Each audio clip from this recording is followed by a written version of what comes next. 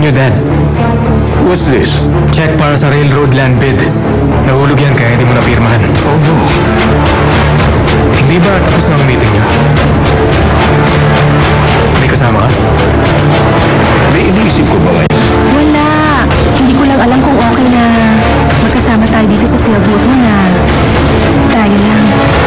Pero wala naman tayong ginagawang masama. Hindi ba? Break na kami ng Martina. Ngayon, magsabi ka ng totoo.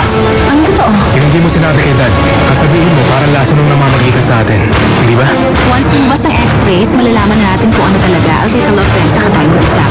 Balikan kita, Cecilia. Tapusin ko muna to. Tsaka lang. No tiene corazón, no tiene sentimiento, no tiene religión, no tiene miramiento, no te queda pasión. Tan solo sufrimiento. Eres mala, muy mala, te llama la malparidad.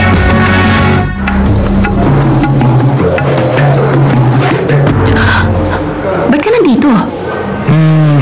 May nagsabing dito ka pupunta. Pasensya na, natakot ka ba sa akin? Poison. Sino yung nagsabi? Yung nurse sa labas. Tapos ka na? Hindi pa eh. Ang dami kong trabaho. Gusto mong hintayin kita o wag na? Bahala ka. Ikaw ang pumunta rito. Kung importante sa'yo. Of course, importante ko para sa akin pero...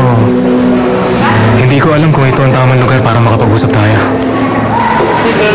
Kung ang gusto mong pag-usapan ay yung decision ko, hindi ko yung babaguhin. Hanggang hindi mo pa nalalaman kung ano talaga ang gusto mo. Let's see what happens. Hindi na ako dapat pumunta rito. Hindi ba? Lalabas ka ba? Tara. Yes. Okay. Okay.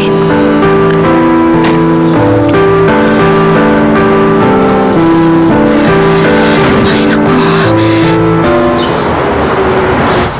May problema? May nangyari? Wala naman.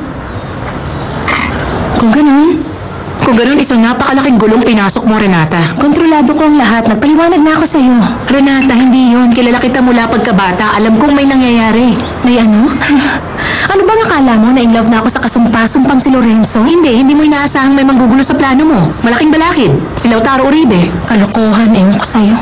Renata, tumingin ka sa mata ko. Eto. In love ka? Ewan ko ba kung bakit nagiging mahirap para sa akin. Kung naging babae lang sana ang anak niya, walang magiging problema sa plano ko. Renata, malaking gusot nga ang napasok mo. Nangihina ako sa kanya. Nakuha mo, wala akong magawa. Apektado ako sa kanya at hindi yung dapat mangyari. At kung magiging balakid na nga siya sa plano ko, kailangan na siya mawala. Kahit pag-ibig, hindi magiging hadlang sa gagawin ko para kay inay. Naintindihan mo? Oo, naiintindihan ko. Pero gusto ko makita kung paano mo gagawin. Makikita mo. O siya, mabibihis na ako.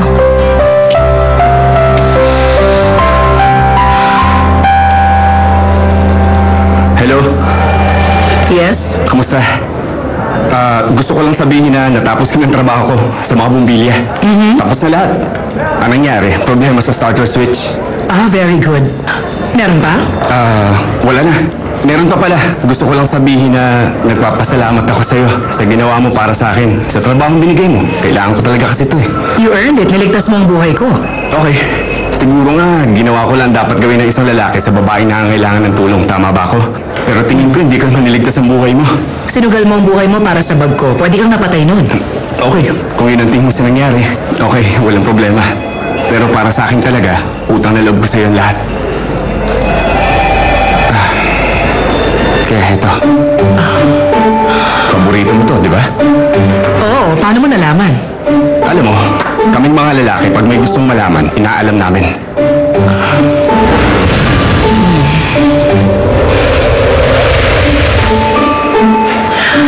Maraming salamat. Itatago ko to para mamaya. Okay lang? Walang problema. Sorry. Okay lang. Okay lang.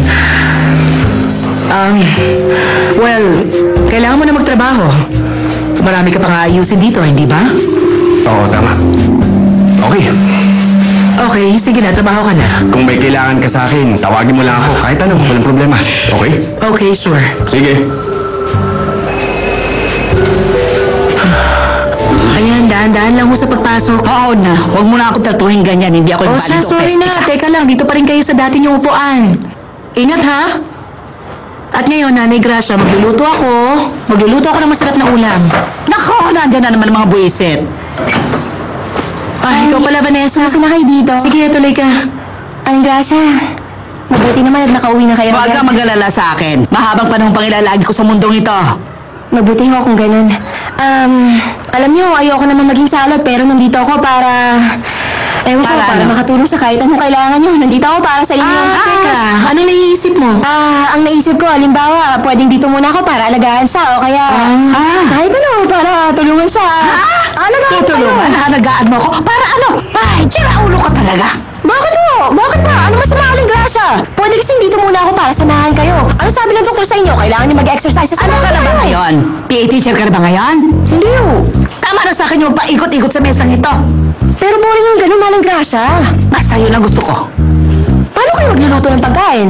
Kasi ang alam ko, hindi kayo kumakain ng simpleng ulam gaya ng nilagang baboy, o kaya ginisang gulay, o kahit adobo, hindi ganun. Ang kailangan nyo kainin ng mga special pero strict diet at ako mag-aanda nun para sa inyo. In fairness, magandang idea yun. Pwede ba? Anong maganda ron? Ang gusto mangyari ng babaeng ito, hindi ang magluto o magjeta ako. Gusto niyang makapasok sa bahay natin ito at alamin ang mga ginagawa natin dito. Hindi ho. Yon ang gusto mo mangyari. Akala mo ba madali mo ako mapapaikot, Vanessa? Pag-isipan niyo muna. Hindi, wala akong pag-iisipan. Kaya ko alagaan ang sarili ko katulad ng dati. Kaya ng dati, kaya pala inabutan ko kayo nakabulagta sa sahigat walang malay. Lumayas ka na dito kung ayaw mo masaktan sa akin. Bilis! Ito na.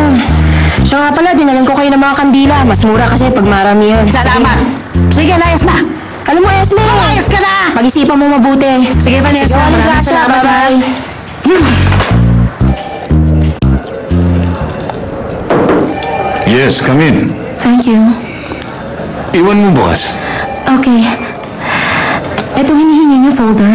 Thank you. May gusto sana ako i-consult sa inyo, sir. Yes, of course. Anong kailangan mo?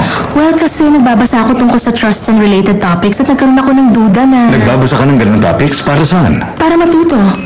Wala kasi ako magawa habang naroon sa ospital. Sinugod kasi doon yung lola ko kasi diabetic siya. Ganun ba? Anyway, well, nagbasa ako para lang hindi mabagot. Ito nga tungkol sa trusts at meron lang akong duda. Alam mo, marami tayong materials tungkol dyan sa archive. O pakiusapan mo na lang ang isa sa mga babae to explain it to you. Okay, sige. Pero ikaw kasi mismo nagsabi na gusto mo akong turuan. Yeah, I told you that. At gusto ko ang ipinapakita mong interes sa pag-aaral. Pero kita mo naman, busy ako. Okay, sure. Sorry, hindi ko gusto makaabay. No, walang problema. Pag-usapan mo si Esther, pwede ko silang utusang i-explain sa iyo lahat ng kailangan mo. Okay, thanks. Alis na ako. Okay. Iwan ko bang... Pakisara na. Okay. Hindi ako nag-iisip para akong gaga. Hindi yung dapat nangyari. Hindi dapat ganun kasalanan ko ang lahat. Kailangan maibalik ko sa dati ang lahat. Ay, mahal na Birhen, huwag niyo akong pababayaan. Tulungan niyo akong maayos ang problema kong ito. Tulungan niyo ako mag-isip ng dapat gawin. Dapat magtikit kami. Dapat magnasa siya. Ilawan yung isip ko.